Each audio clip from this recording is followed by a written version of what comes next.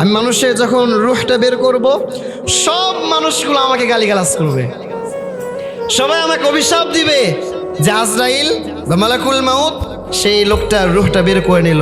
হায় রে আজরাইল, তোরে যদি আমি পাইতাম কি যে করতাম। সবাই আমার ওপর অভিশাপ দিবে।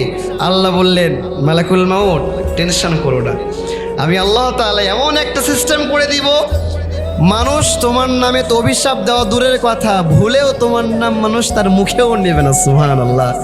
দেখেন না আজকে ও যখন মারা যায় কি বলে, লোকটার ক্যান্সার হয়েছিল, ক্যান্সারে বেচারি মারা গিয়েছে, অ্যাক্সিডেন্টে মারা গিয়েছে, ওর স্ট্রোক করে মারা গেছে, ওর হার্টে প্রবলেম ছিল, হার্ট অ্যাটাক করে মারা গেছে। বলি না আমরা, কেউ কি আমরা বলি যে ওর কাছে মালাকুল মাউত এসে ওর রুহটা বের করে নিল?